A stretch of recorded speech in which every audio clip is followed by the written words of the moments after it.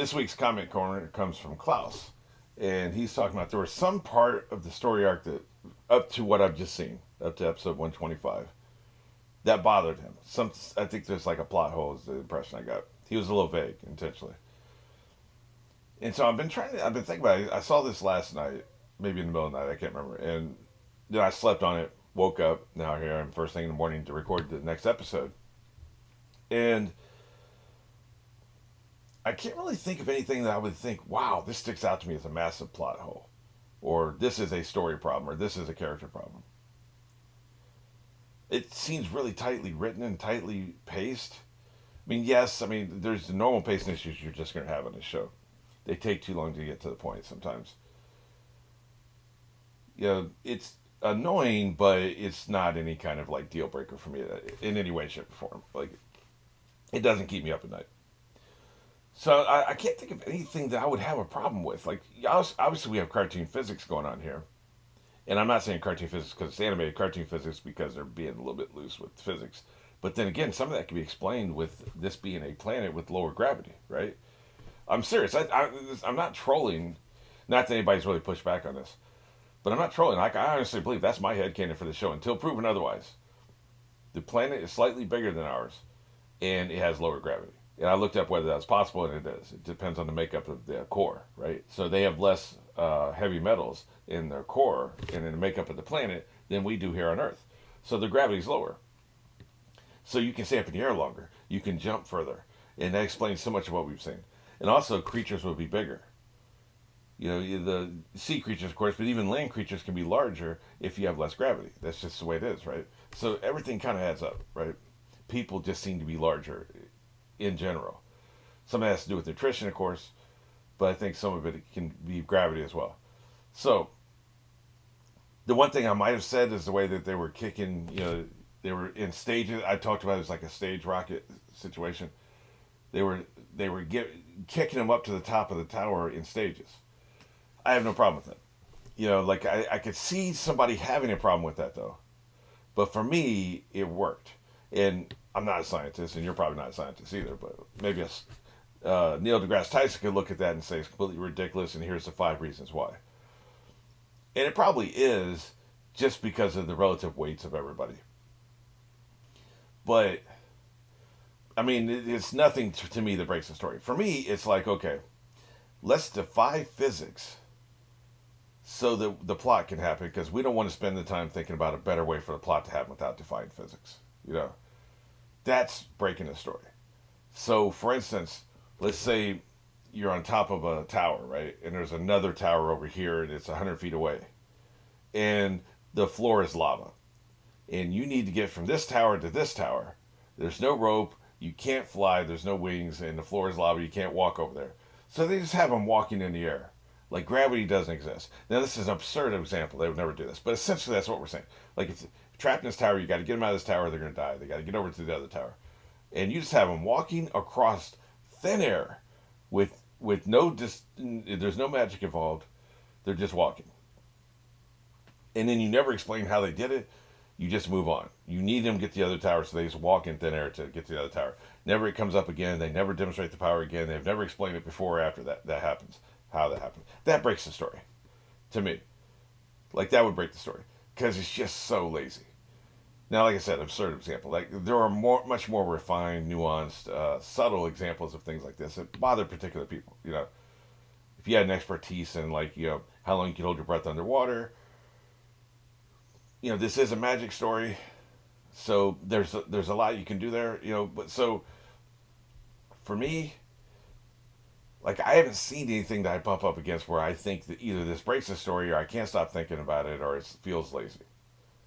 Now, what could be happening here with Klaus, I believe Klaus has read the manga, right? Like, I'm not 100% on it. I think Klaus has read the manga and has watched the anime, and so maybe there's something that was explained in the manga that wasn't explained in the anime. Or there's a corner they cut in the anime that was covered in the manga. I can see that being a problem.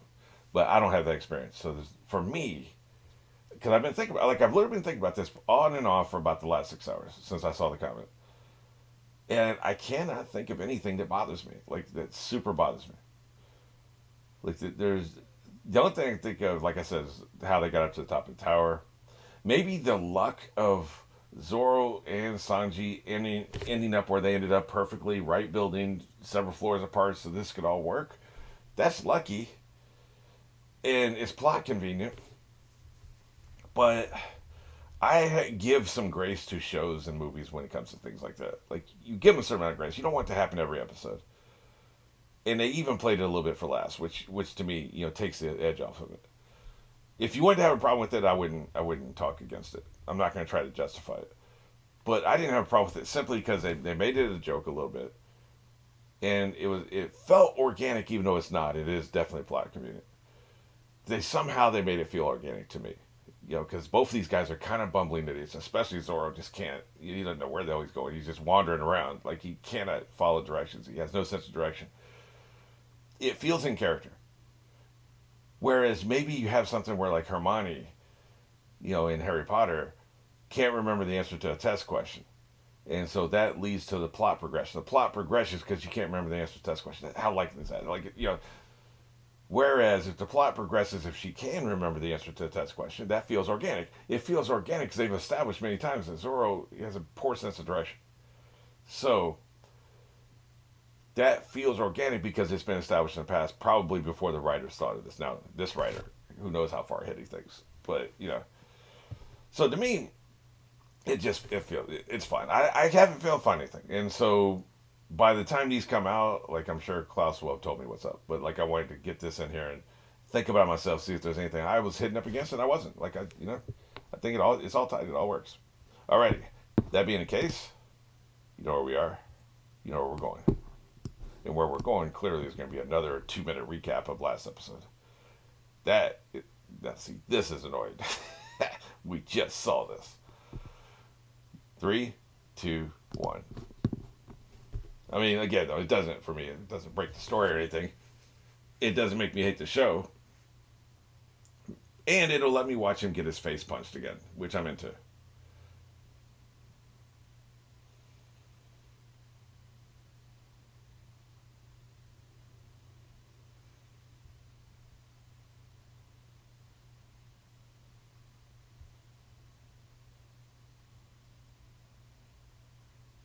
I do wonder how they're going to get out of Luffy being poisoned, because they kind of introduced the poison at the last second. Maybe that's what Klaus has a problem with. Now that I think about it. The poison has been introduced at the last second. I don't think they ever established it beforehand, and he gets stuck with the poison. So, I mean, this guy they've established he can carry large loads. He's kind of like the Phoenix in Harry Potter. Talking about Harry Potter. In that story, they established they can carry large, like very heavy things. It's just part of the magic of the Phoenix. That feels the same way with this Falcon guy. I like this. This part works for me. I probably would have written it as Zoro throwing it up in the air, which means you'd have to rework the story so Zoro's the one up there, and you wanted Vivi to be the one up there. So I get the choice. I don't disagree with the choice. Yeah, I think it's a little on the nose, but then again, this was written 20 years ago. So what was on the nose now may not be on the nose 20 years ago. Like things become cliche over time. They don't immediately become cliche the first time they happen. Yeah, these windows are wrecked. There's so much collateral damage in this capital, man. Looks like it can still kill some people too, man. A pretty substantial loss of life too, by the way. Wait, I wonder if she's the one. But no, the character in the opening credits didn't have glasses. It's got to be Vivi with the hair color change.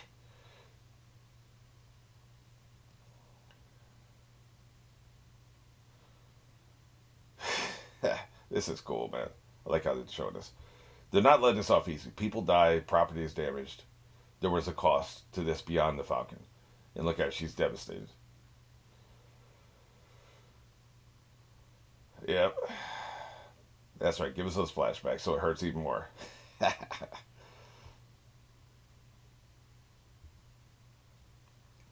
Looks like our crew is alright, except for Usopp, who's laid out like a mummy.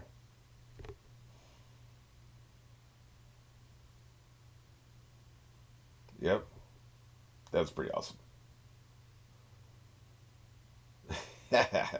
Oh, now you want to get up. Now that it's over.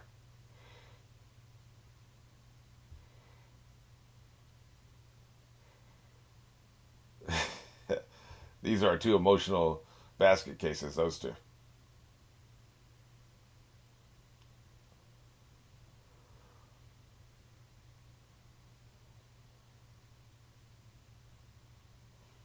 They're pissed.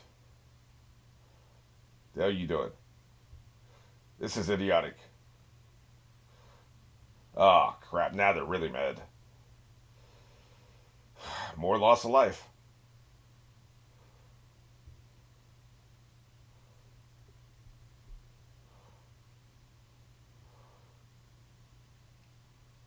What's she going to do? That's the question. Down with the monarchy? Ah, crap, man. No. Jesus Christ, man. Will you people calm down, man? Like, what's it take to. Well, the crocodile just. He set this up so perfectly. So I guess she's going to be the one to put a stop to it somehow. We do knock their heads together. They're not bickering kids.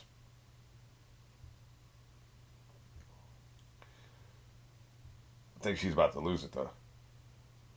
She needs a bullhorn. People cannot hear you. We can't hear you. You need a bullhorn. What's that? We need Gum Gum voice loud, is what we need. Man, we can't hear shit. It's amazing to me. One time I was shooting a band in a small coliseum for a movie, right? And we didn't have the sound system set up because we're not doing the sound. We were just using the visuals, right? It's amazing how quickly the sound gets swallowed up. Even people playing musical instruments loud, the sound gets swallowed up so fast. So it's large space. Any large space will just absorb the sound. People, any amount of distance away, God, calm. That's right. Get your ass to work. Why are you looking at me? Get your ass to work. Don't make me give you another bandage. So he's just gonna stand there. But yeah, like it's totally believable that we can't hear you.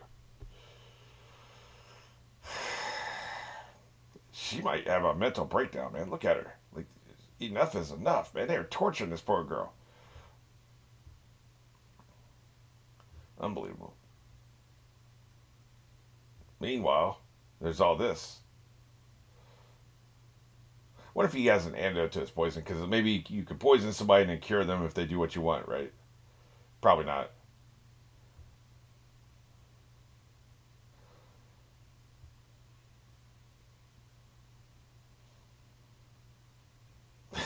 Ha. F you. Go to hell.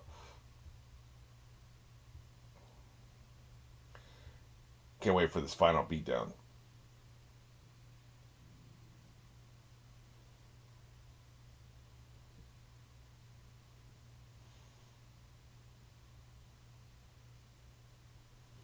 She won't stop fighting, but she seems pretty close to the precipice, man. She's about to lose it. Vivi.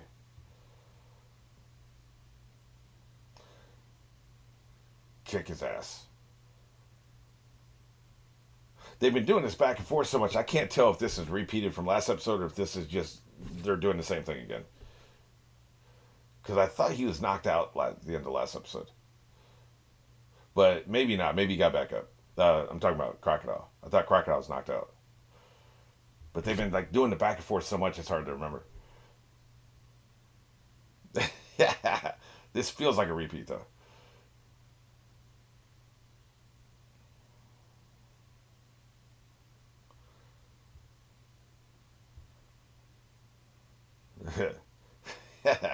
He loves to talk shit, boy. No, this is new actually. Okay, because this dialogue I don't remember. I remember the visuals.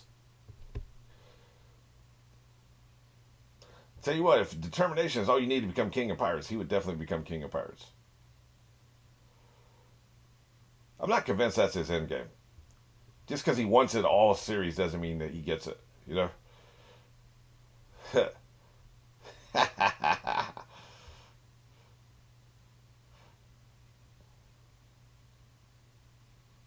Yeah, but they ain't all me though. We're talking about me.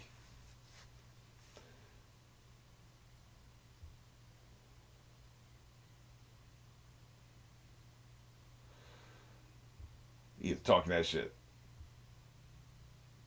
I don't think I accounted for his poison. That's right, chump. In the last character corner, but he got pretty high marks for fighting and for magic. So yeah, good sound design. I like that. Kick his ass. That's your last weapon, bitch. I like when they talk shit. Man, we're already halfway through the episode. It feels like it's just been on for a minute or two. Some of these go fast. Some of them they feel like they're taking. It's like, damn, is it over yet? When they're showing a million reaction shots from the crowd watching and stuff, that's when it gets tedious. This one's been moving at a very fast clip. You know, Luffy's only intimidating when they do the black eye thing, like his eyes are in shadow and you can't see his eyes, because then he looks evil. That's right, kick his ass. That's what I'm talking about. That's right. Fantastic. I may die, but I'm gonna die kicking your ass. He's doing the Hulk thing now, man. Hit him back and forth. Hell yeah.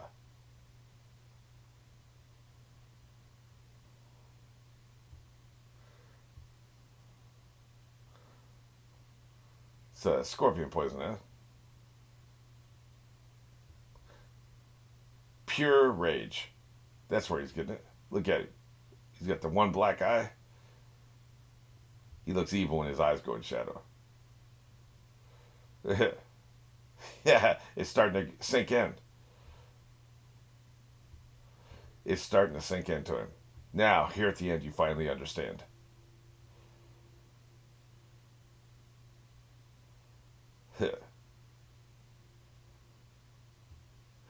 Yeah, how is this possible?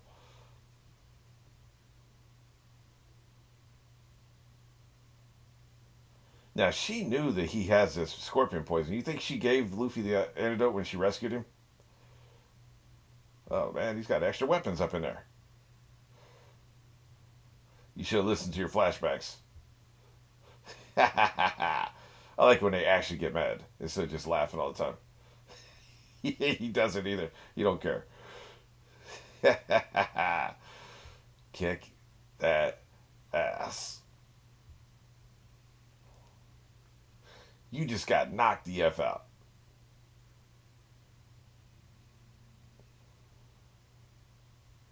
That's right.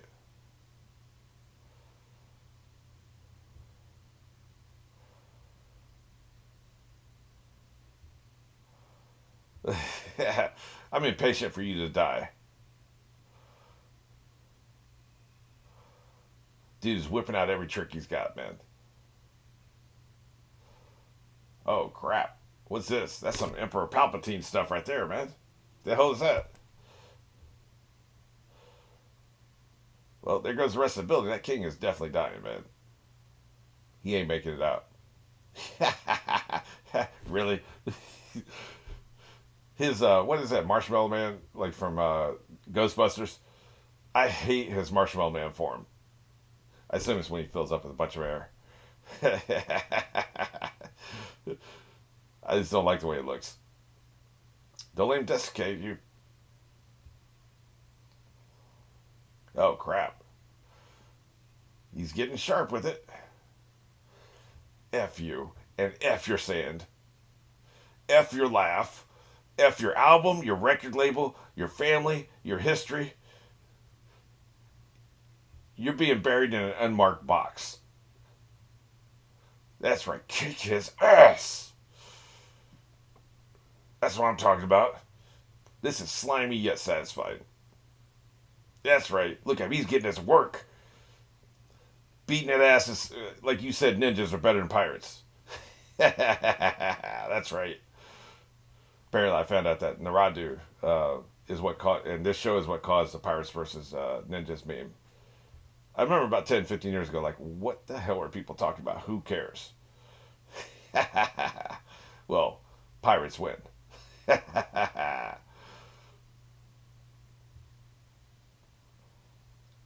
Yikes.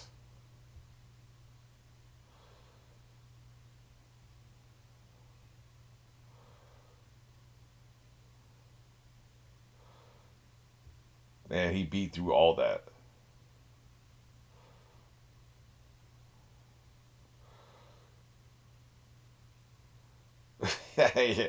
He's flying around like Mary Poppins. Hey, everybody, look. he doing it. Usopp was doing the chalkboard thing again. That's my favorite joke in the entire series. The chalkboard. That was so good. Oh, I'd forgotten about that. I only recorded it yesterday, but I still forgot. That was so good.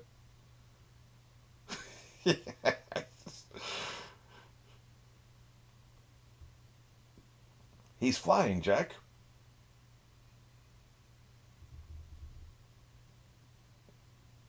They keep coming back to this. It's so fascinating. This is clearly the heart of the story arc, right?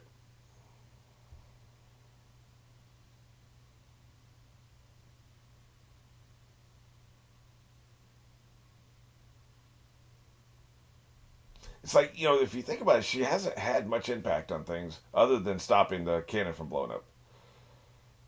What she's done is she has inspired everybody else to come together, and together, all of them as a team stopped it. She inspired Luffy to do all this.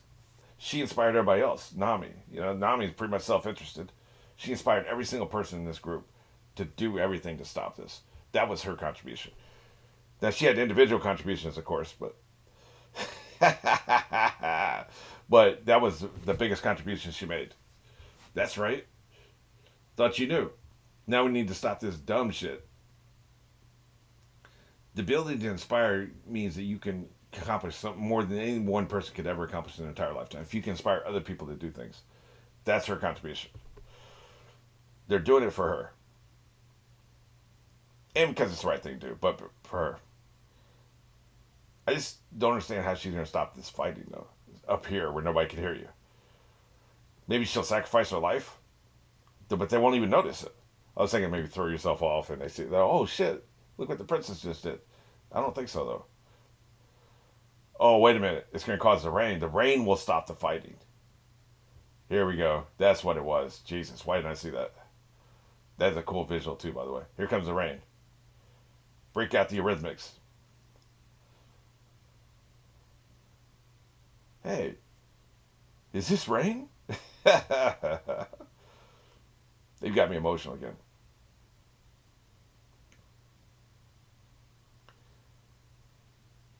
There it is. Him going up in the air caused the rain to come back.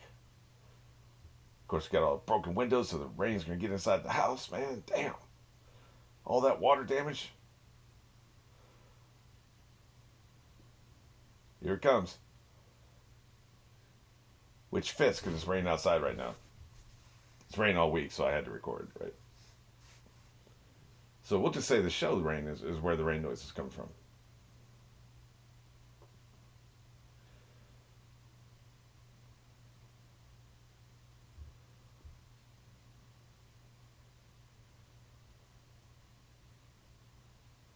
Good shit.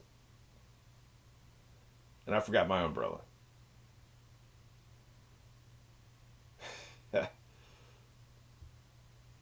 I thought she was going to do more to stop the fighting, though. Like, it seems like she's just watching. Like, what are you doing? Stop the damn fighting. Maybe it's more about her character growth and what she actually does, right?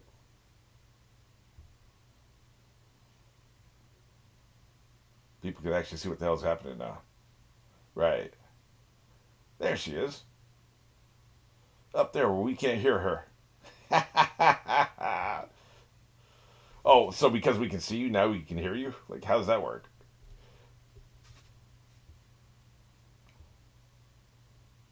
Dumbasses. Hundreds of bodies on the ground. For nothing. Maybe that's what Klaus's problem is because I don't see how that. Because now the air is cleared, we can hear you. Like what? The rain is noisy, man. That would make it worse. But yeah, I don't. It's not a major issue. I don't care. Here he comes. That's right. Well, that definitely broke his back, right? He's flexible, so it don't matter if it broke his back. But Crocodile definitely shattered his vertebrae up here. Look at it. That's right. Yeah. Gee, I wonder what that's all about. You take care of this. Apparently, he's weak. One hand can keep him back, right? Usopp is ready to educate. Hilarious. I'm becoming more and more fond of him. It took me a long time to warm up to Usopp, but he's starting to grow on me. The cowardice just rubs me the wrong way, but other than that,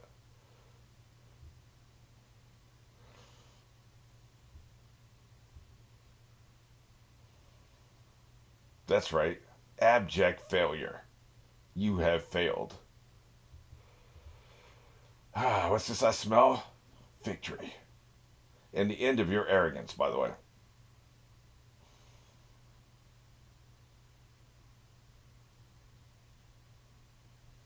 Well, I guess he is going to live. I really thought he was going to die from the building collapsing all around him with his human, unmagical ass.